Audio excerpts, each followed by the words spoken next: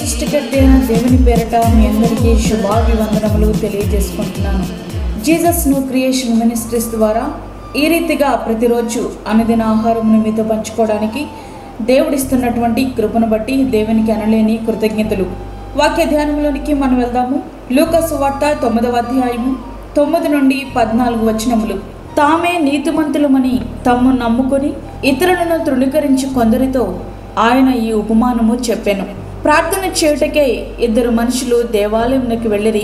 వారిలో ఒకడు పరిసయుడు, ఒకరు సుంకరి.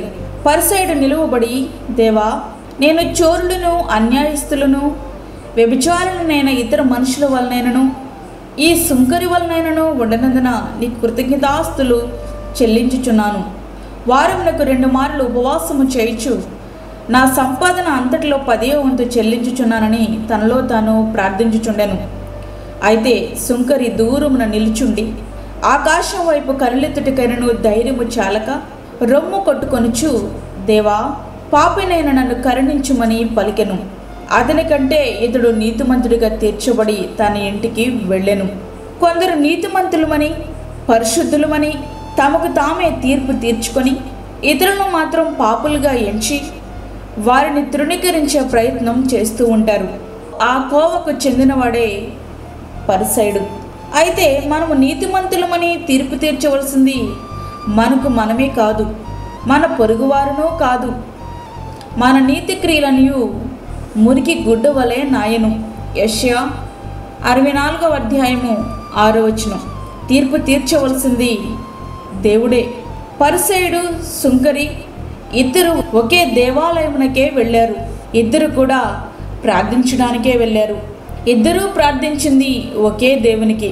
ప్రార్థించిన ప్రార్థన మాత్రం ఒకరికొకరు పూర్తిగా విరుద్ధం. పరిసయుడు తను తాను హెచ్చించుకొని తనకు తానే నీతిమంతునిగా తీర్చుకొని దేవుని త్రాసులో తేలిపోయాడు. సుంకరి తనను తాను తగ్గించుకొని దేవునిని హెచ్చించి పాప క్షమాపణ నొంది దేవునిచే నీతిమంతుడిగా తీర్చబడ్డాడు. ప్రియ స్నేహితుడా, వాక్యం ఉంటున్నటువంటి ఈ ప్రియమైన దేవుని బిడ్డ, మరి మన జీవితాలు ఎట్లా ఉన్నాయో దానికి ప్రభువే సాక్ష్యం ఇవ్వాలి. అంతేగాని మనలను మనము హెచ్చించుకొని మనలను మనమే పరిశుద్ధులమని భావించకూడదు. పరిసయుడు చేస్తున్న ప్రార్థనను ఒక్కసారి గమనించగలిగితే అతని మాటల్లో మనం చూస్తే దొంగిలించేవాడు కాదు, అన్యాయస్తుడు కాదు, వ్యభిచారి అసలు కానే కాదు, ఇతరుల మనుషుల వంటి వాడు కానే కాదు. అంటే ఇతడు ఒక ప్రత్యేకమైనటువంటి వ్యక్తి. అన్నిటికంటే ముఖ్యముగా తన ప్రక్కనున్న సుంకరి వంటి వాడు అసలే కాదు. వారమునకు 2 సార్లు ఉపవాసం ఉంటున్నాడు. తన సంపాదన అంతటిలో 10వ భాగం దేవునికి సమర్పిస్తున్నాడు. ఒక్క మాటలో చెప్పాలంటే ధర్మశాస్త్రాన్ని ఉన్నది ఉన్నట్లుగా అనుసరిస్తున్నాను అని చెప్పుకుంటున్నాడు. తన పరిశుద్ధతకు తానే ఒక సర్టిఫికెట్ ఇచ్చేసుకొని దేవుణ్ణి స్తుతిస్తున్నాడు. వాస్తవానికి తాను చేస్తున్న ప్రార్థనలో దేవుని స్తుతించడానికంటూ ఏముంది? సుంకరిని ఎత్తి చూపించడం ద్వారా నిన్ను వలె నీ పొరుగు వారిని ప్రేమించుము అనే ఆజ్ఞను తప్పిపోయాడు కదా. ప్రార్థన అంటే అభ్యర్థించడం, అంతేగాని గొప్పలు చెప్పుకోవడం కాదు. తీర్పు తీర్చే పనిని దేవునికి అప్పగించాలి కానీ నీ చేతుల్లోకి తీసుకోకూడదు. నీవు దేవుని సన్నిధిని అనాలోచనగా పలుకుటకు నీ హృదయమును త్వరపడనీయక నీ నోటిని కాచుకోము. దేవుడు ఆకాశమందున్నాడు, నీవు భూమి మీద ఉన్నావు. కావున నీ మాటలు కొద్దిగా ఉండవలను. ప్రసంగి 5వ అధ్యాయము 2వ వచనం. దేవునితో మాట్లాడేటప్పుడు మన నోటిని కాచుకోవాలి. మట్టిలోనున్న మనము మహిమలోనున్న దేవునితో మాట్లాడుతున్నాము అనే గ్రహింపు నీకు రావాలి. నీ సంగతులన్నీ ఆయనకి తెలుసు అనే విషయం నీకు అర్థమవ్వాలి. వీటిలో ఏది లోపించినా నీ ప్రార్థనకు సమాధానం తీసుకుని రాలేవు, సరికదా. నీ ప్రార్థన నిన్ను దోషిగా నిలబెడుతుంది. దేవుడు నిన్ను హెచ్చిస్తే అది నీ జీవితానికి ఆశీర్వాదకరం. నిన్ను నువ్వు హెచ్చించుకునే ప్రయత్నం చేస్తున్నావంటే నీవు పతనం అంచుల్లో ఉన్నావని జ్ఞాపకం చేసుకో. మన ప్రార్థన కానీ మన క్రియలు కానీ ప్రతి పరిస్థితి యందు ఆయనను మాత్రమే హెచ్చించగలిగేవిగా ఉండాలి. మనల్ని మనం హెచ్చించుకునే ప్రార్థనలు దేవుని చెంతకు చేరి ప్రతిఫలాలు ఎన్నటికీ తీసుకుని రాలేవు. ఇక మన సుంకర పరిస్థితి చూస్తే సమాజంలో నీచమైన స్థితి. పాపి అయిన మనుషుడు తన మాటలోనే ఆయన చెప్తా ఉన్నాడు. అయితే పాపి అయిన మనిషి ప్రార్థన దేవుడు వింటాడా? సుంకరి ప్రార్థనలో మనకేం కనబడుతుంది అంటే భయం, రోదన, పశ్చాత్తాపం, తగ్గింపు ఇవన్నీ కలిసి ఉన్నాయి. పాపి భౌతికమైన ఆశీర్వాదాల కొరకు ప్రార్థిస్తే ఆ ప్రార్థన దేవుడు అంగీకరించకపోవచ్చేమో కానీ ఒక పాపి తన పాపముల నిమిత్తం పశ్చాత్తాప పడితే మాత్రం ప్రభు తప్పక అంగీకరించి వారిని క్షమించి నీతిమంతునిగా తీర్చి వారిని మహిమపరుస్తాడు. సుంకరి జీవితంలో కూడా జరిగింది ఇదే. సుంకరి దేవాలయంలో చేరి ఒక చిన్న ప్రార్థన చేశాడు. దేవా, పాపినైన నన్ను కరుణించు.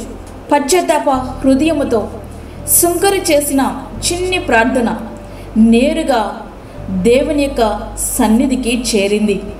తనను తాను హెచ్చించుకున్న పరిచయను కంటే ఎదురిని నీతిమంతునిగా తీర్చింది. ప్రియ స్నేహితుడా, వాక్యం వింటున్నటువంటి ప్రియమైన దేవుని బిడ్డ, నేను తప్పు చేస్తున్నాను, ఇక నా ప్రార్థన దేవుడు వినడు అని ఒక నిర్ణయానికి నువ్వు వచ్చేసావేమో. ప్రార్థించడం మానేసి నీవు దేవునికి దూరం అయిపోయావేమో. సుంకరి వలె ప్రార్థించు. మనము అతిశయించడానికంటూ ఏమీ లేదు. ఒకవేళ ఏదైనా ఉంది అంటే అది ఆయన దయ వలనే.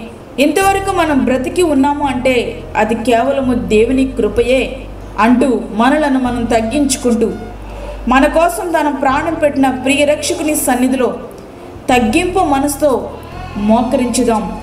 సుంకరి వలె నీతిమంతులుగా తీర్చబడదాం. అట్టి కృప ధన్యత దేవుడు మనకు అనుగ్రహించునుగాక. ఆమేన్. వాక్యమైనటువంటి ప్రియమైన దేవుని బిడ్డలారా, ప్రార్థనలో ఏకీభవించండి. పరిశుద్ధుడైన తండ్రి, ప్రేమగల యేసు ప్రభువా, శ్రేష్టమైన మరి యొక్క దినం మా జీవితంలో మీరు అనుగ్రహించారు. నీకు వందనాలు. ఈ దినమంతటికి కావాల్సిన నీ కృపను మాకు దయచేయండి. మమ్మల్ని నీతిమంతులుగా తీర్చి నీ రాజ్యానికి వారసులుగా మమ్మల్ని ఉంచండి తండ్రి. నీకు స్తోత్రములు చెల్లించుకుంటున్నాను. ప్రార్థనలో ఏకీభవిస్తున్న ప్రతి ఒక్క బిడ్డను మీరు దర్శించండి. వాక్యముని వినువారు మాత్రమే కాకుండా వాక్య ప్రకారంగా ప్రవర్తించే జీవితాలు ప్రతి ఒక్క బిడ్డకు మీరు అనుగ్రహించండి ప్రభువా. అవసరతలో ఉన్న వారిని మీరు ఆదరించండి. ఇరుకుల్లో ఇబ్బందుల్లో ఉన్నటువంటి వారికి నీ కాపుదల దయచేయండి. నీ సన్నిధిని తోడుగా ఉంచండి ప్రభువా. నీకు స్తోత్రములు. గర్భఫలం లేని బిడ్డలకు గర్భఫలము దయచేయండి. అనేక అప్పుల బాధలతో ప్రభువా ఇబ్బంది పడుచున్న నీ బిడ్డలకు కావలసినటువంటి నీ యొక్క ఆశీర్వాదాన్ని వారికి ప్రసాదించండి నాయనా. నీకు స్తోత్రములు. దూరదేశంలో నుండి వాక్యముట నీ బిడ్డలకు కావలసినటువంటి ఆదరణను, ఓర్పును, సహనాన్ని వారికి దయచేయండి. వారి యొక్క అవసరతలు, అక్కరలు మీరు తీర్చండి ప్రభువా. నీకు స్తోత్రాలు. మాకు కాదు యెహోవా, మాకు కాదు, సమస్త మహిమ ప్రభావాలు మీకే ఆరోపించుకుంటూ యేసు పరిశుద్ధ నామం అడిగి వేడుకుంటున్నాము తండ్రి. ఆమేన్. ఈ యొక్క వర్తమానములు మీ బంధువులకు, మీ స్నేహితులకు షేర్ చేయండి. దేవుని సేవలో మీరు కూడా పాలిభాగస్తులు కండి. అదేవిధంగా మీ ప్రార్థన అవసరతలు మాకు తెలియచేయండి. మా ఫోన్ నెంబర్ 9177377559. దేవుడు మిమ్మను, మీ కుటుంబమును దీవించునుగాక.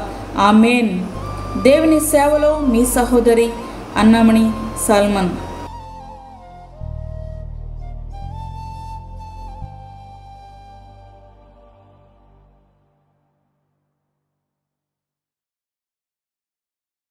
మా ఛానల్ని సబ్స్క్రైబ్ చేయండి, షేర్ చేయండి, లైక్ చేయండి.